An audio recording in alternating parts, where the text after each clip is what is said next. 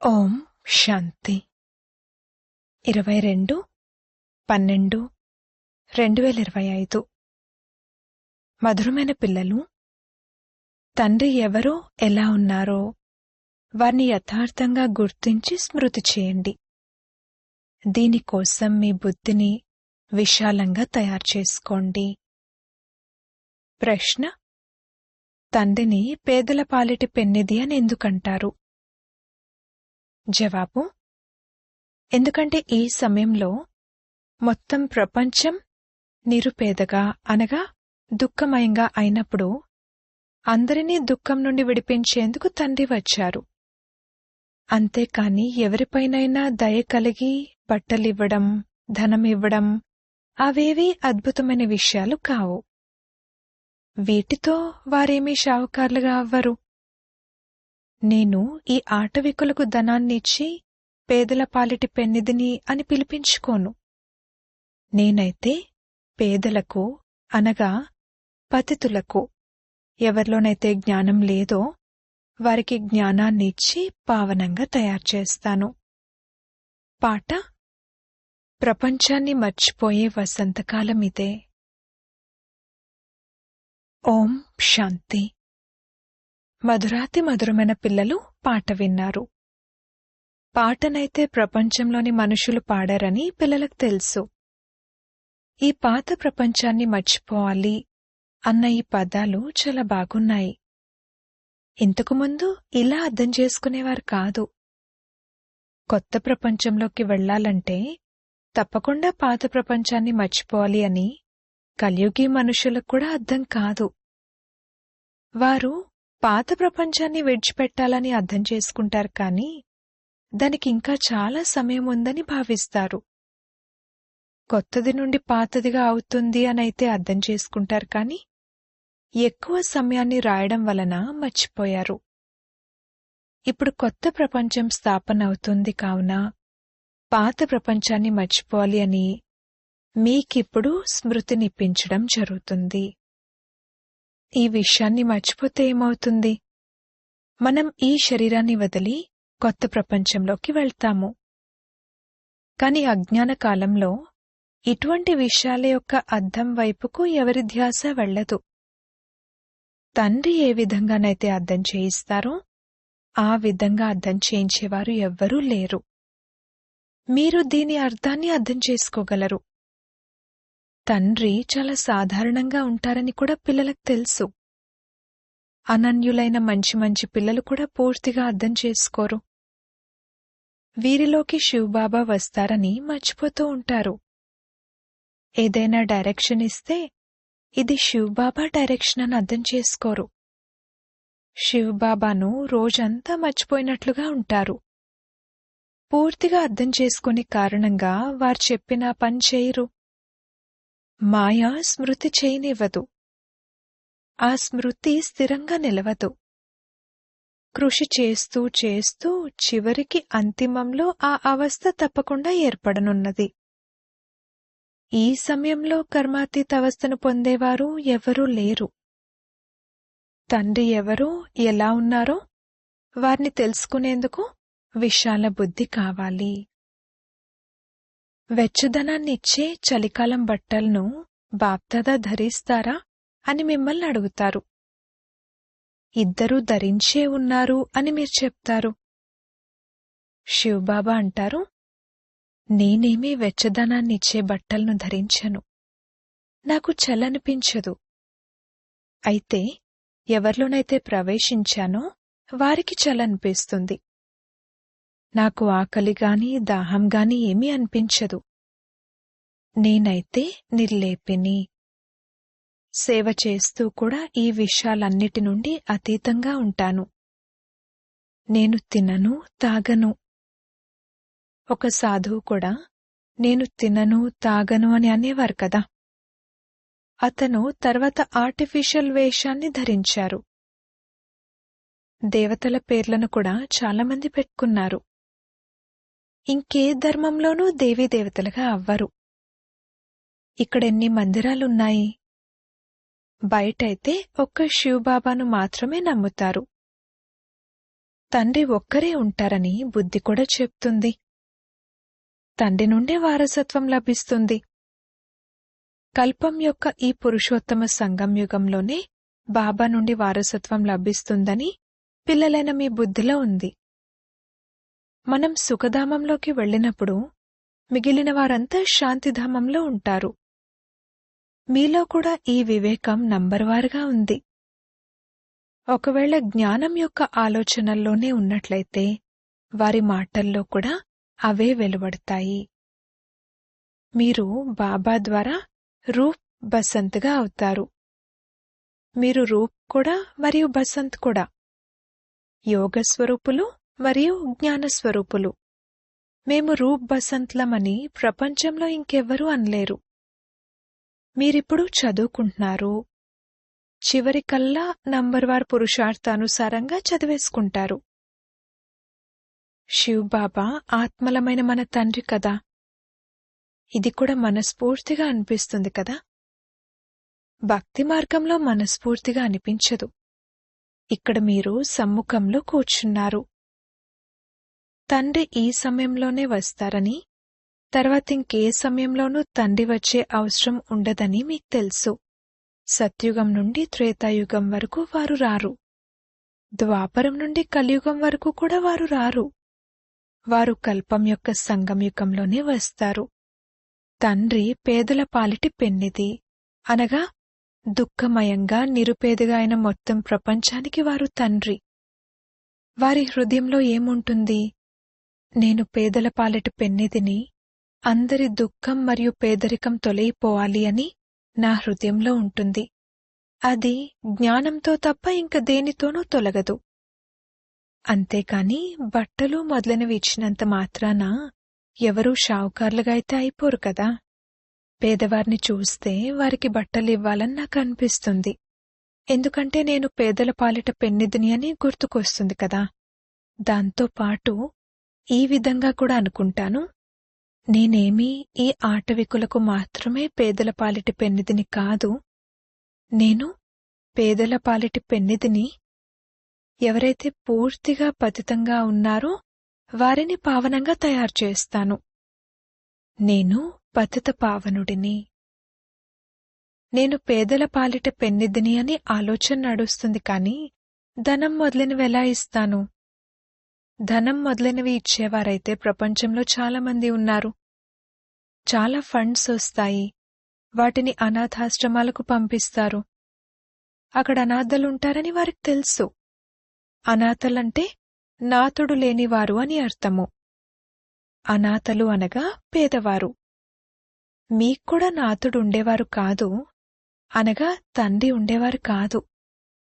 మీరు పేదవారిగా ఉండేవారు. జ్ఞానం ఉండేది కాదు. రూప్ బసంత్ కానివారు నిరుపేదలు. రూప్ బసంత్ అయిన వారిని సనాదలు అని అంటారు.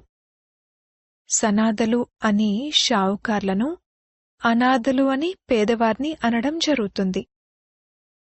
అందరూ పేదవారిగా ఉన్నారని, వారికేదైనా ఇవ్వాలని మీ బుద్ధిలో ఉంది.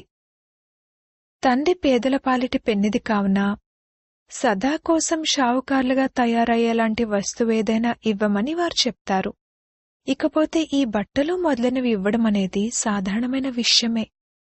వాటిలోకి మనమెందుకు వెళ్ళాలి? మనమైతే వారిని అనాథల నుండి సనాథలుగా చేయాలి. ఎవరు ఎంత పదంపతి అయినా కాని అదంతా కూడా అల్పకాలం కొరకే. ఇది ఉన్నదే అనాథల ప్రపంచము. ధనవంతులైనా కాని అది కూడా అల్పకాలికంగానే. అక్కడ సదా సనాథలుగా ఉంటారు. అక్కడ ఈ విధంగా కర్మలను నిందించుకోరు. ఇక్కడ ఎంతమంది పేదవారున్నారు?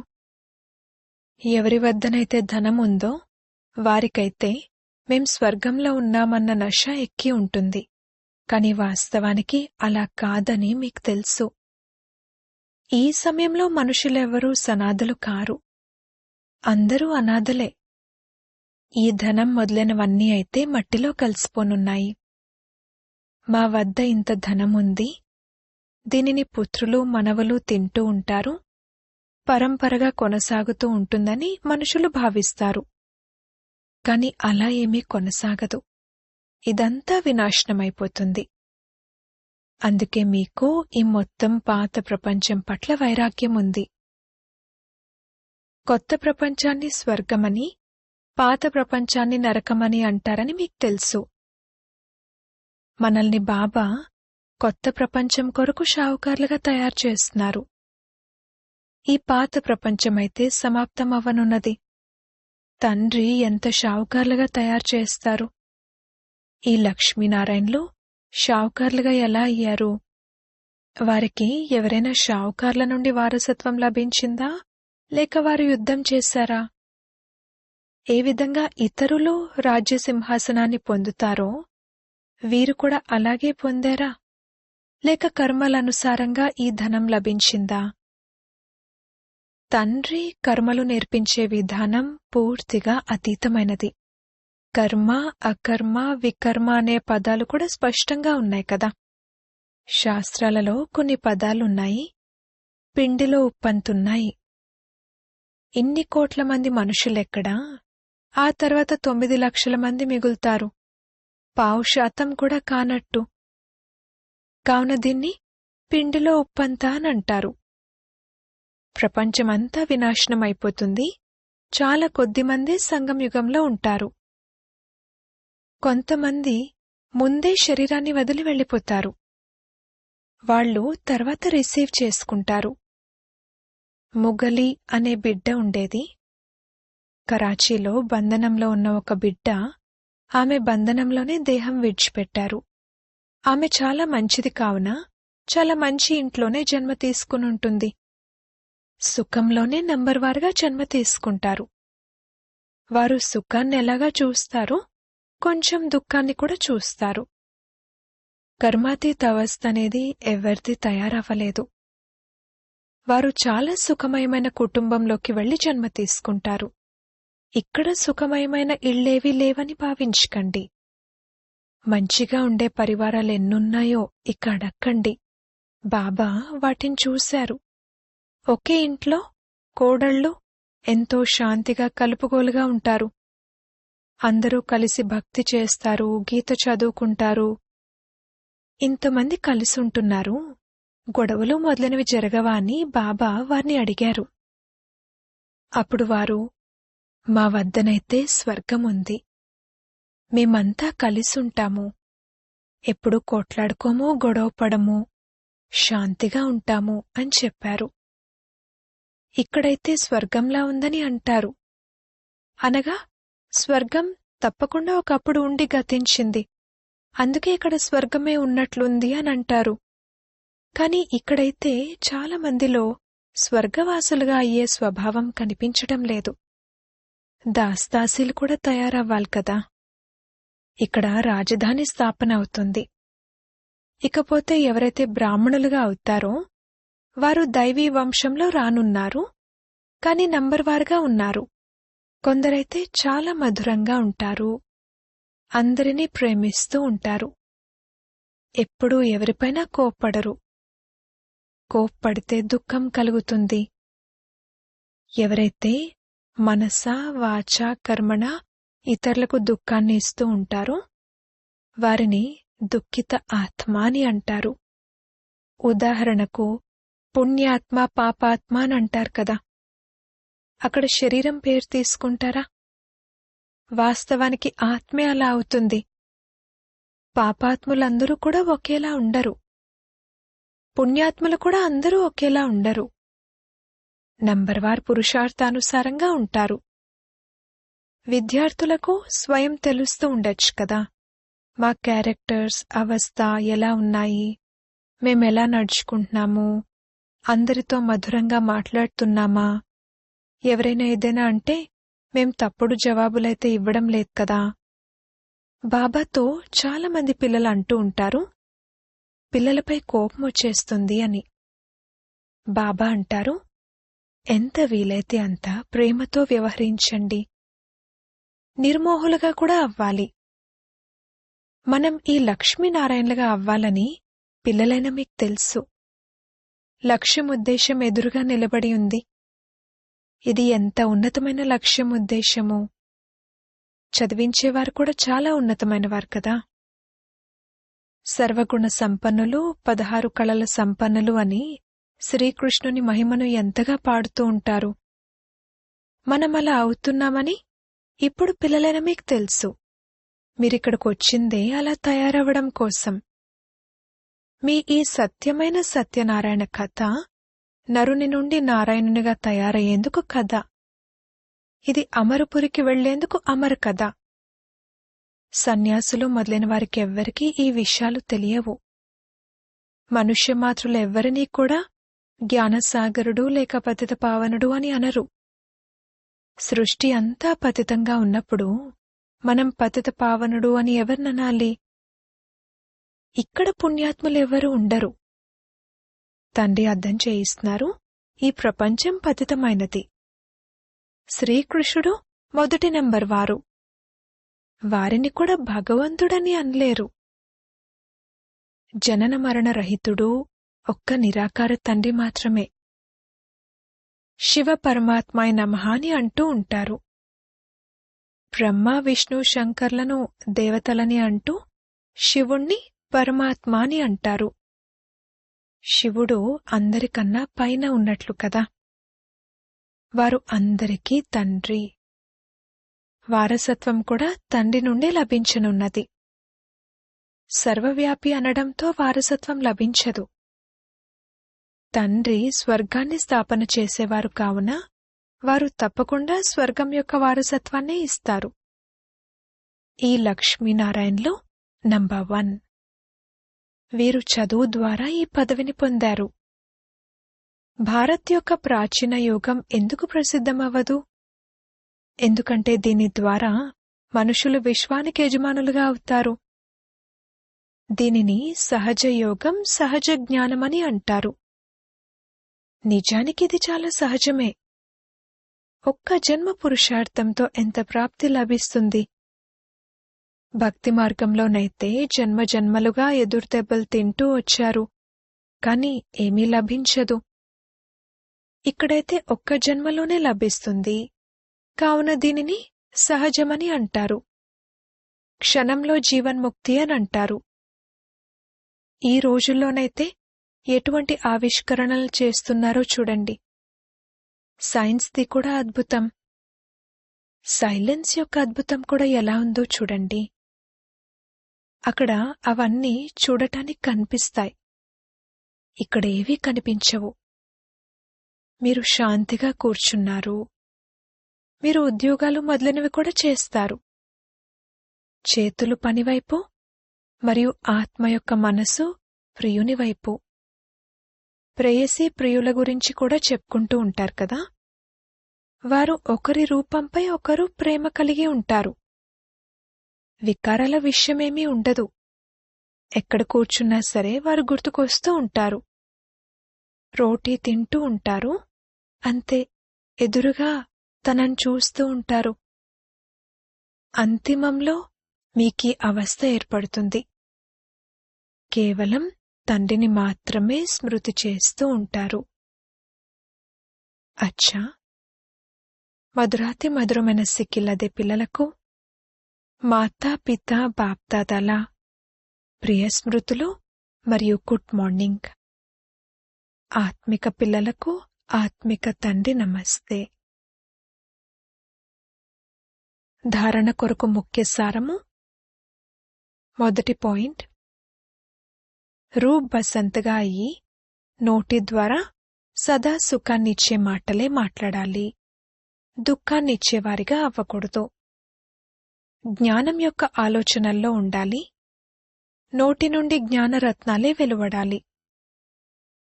రెండవ పాయింట్, నిర్మోహులుగా అవ్వాలి.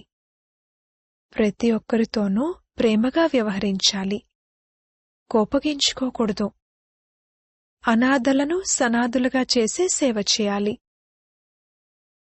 వరదానము, తమ ఫరిష్తా రూపం ద్వారా గతి సద్గతుల ప్రసాదాన్ని పంచే మాస్టర్ గతి సద్గతిదాత భవ.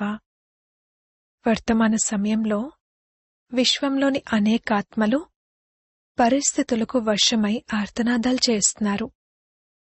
కొందరు ధరల కారణంగా, కొందరు ఆకలితో, కొందరు తనువు యొక్క రోగాలతో, మరికొందరు మనస్సు యొక్క అశాంతి వలన ఆర్తనాదాలు చేస్తున్నారు. అందరి దృష్టి శాంతి స్తంభం వైపుకు వెళ్తుంది.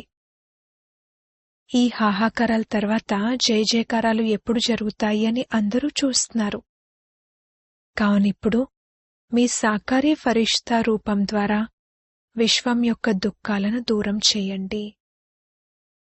మాస్టర్ గతి సద్గతి దాతలుగా అయి భక్తులకు గతి మరియు సద్గతుల ప్రసాదాన్ని పంచండి.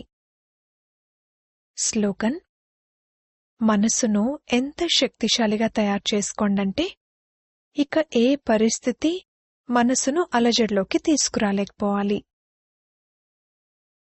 అవ్యక్త ప్రేరణలు: ఇప్పుడు సంపన్నంగా మరియు కర్మాతీతంగా అవ్వాలి అనే ధ్యాసలోనే ఉండండి. ఇప్పుడు సేవ యొక్క కర్మబంధనంలో కూడా రాకండి. నా స్థానం, నా సేవ, నా విద్యార్థులు, నా సహయోగి ఆత్మలు, ఇలా అనుకోవటం కూడా సేవ యొక్క కర్మబంధనమే. ఈ కర్మబంధనం నుండి కర్మాతీతంగా అవ్వండి. కావున కర్మాతీతంగా అవ్వాలి మరియు వీరు వారే, వీరే సర్వస్వము అన్న ఈ అనుభూతిని కలిగించి ఆత్మలను సమీపంగా ఉన్న ఆశ్రయస్థానానికి తీసుకురావాలి. ఓం శాంతి.